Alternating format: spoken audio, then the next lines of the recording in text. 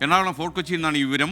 ഒരു വീട്ടമ്മ സുമനസ്സുകളുടെ സഹായം തേടുന്നു. ഭർത്താവിൻ്റെ അസുഖവും ജപ്തി ഭീഷണിയും ജയശ്രീയുടെ ജീവിതത്തെ ആകെ തകിടം മറിച്ചിരിക്കുകയാണ്. കടുത്ത പ്രമേഹത്തെ തുടർന്നാണ് ഭർത്താവ് അബോധാവസ്ഥയിലായത്.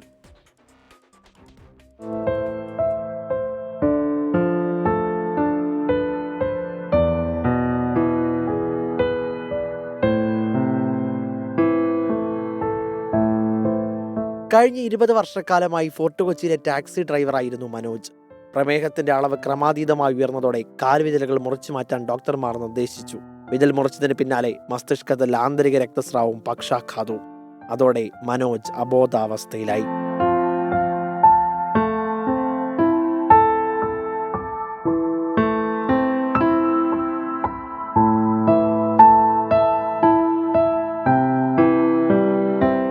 മനോജിന്റെ ടാക്സിയായിരുന്നു കുടുംബത്തിന്റെ ആകെ ഉപജീവന മാർഗം.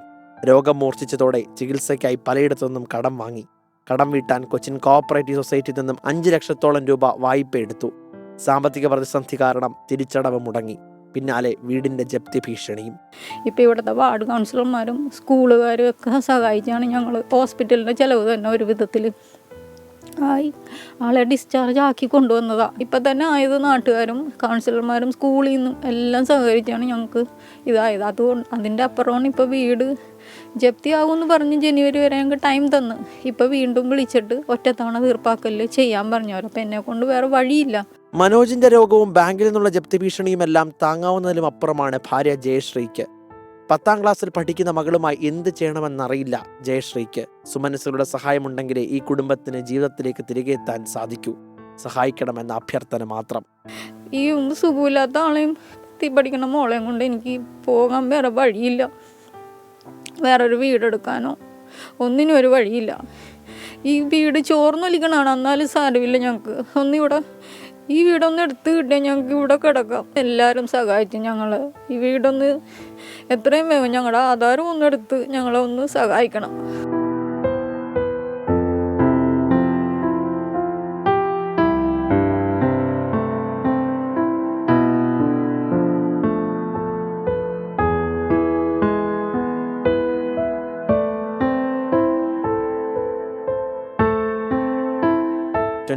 കൊച്ചി. ഇവർക്ക് ഈ വനിതാ ദിനത്തിൽ ഇവർക്ക് സഹായം ആവശ്യമുണ്ട്. ജയശ്രീയുടെ ജീവിതം വല്ലാതെ കുഴഞ്ഞു മറിയുകയാണ്. ജയശ്രീ, എനിക്ക് തോന്നുന്നത് ജയശ്രീ കുറച്ചുകൂടെ ധൈര്യത്തോടെ നോക്കുക. നമ്മുടെ പ്രിയപ്പെട്ട പ്രേക്ഷകരൊക്കെ ഇത് ശ്രദ്ധിച്ചിട്ടുണ്ടാവും. ഞാൻ യൂട്യൂബിൽ ഈ അക്കൗണ്ട് ഡീറ്റെയിൽസ് പിൻ ചെയ്തേക്കാം. പ്രിയപ്പെട്ട പ്രേക്ഷകർക്ക് സഹായിക്കാൻ പറ്റുമെങ്കിൽ നിങ്ങൾ സഹായിക്കുക. ഒരു വനിതയുടെ കയ്യിലേക്ക് നിങ്ങൾ അമർത്തി പിടിക്കുക. അപ്പോൾ ഇവരെ മുന്നോട്ട് നയിക്കാൻ നിങ്ങളുടെ ഒരു സാമ്പത്തിക സഹായം ആവശ്യമുണ്ട്.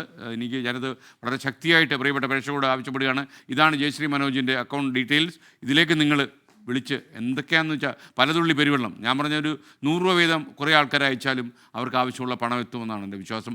അപ്പോൾ ജയശ്രീ വളരെ പ്രതീക്ഷയോടെ കാത്തിരിക്കുകയാണ്. ഈ വനിതാ ദിനത്തിൽ ഇതുപോലെ ബുദ്ധിമുട്ടുന്ന ഒരുപാട് സ്ത്രീകളുണ്ട്. നമ്മൾ വനിതാ ദിനത്തിന് ആശംസ പറയുന്നതിനപ്പുറം ഇവരെ കൈപിടിച്ച് നടത്താൻ ശ്രമിക്കുകയാണെങ്കിൽ അതായിരിക്കും ഏറ്റവും വലിയ കാര്യം എന്ന് ഞാൻ വിശ്വസിക്കുന്നു.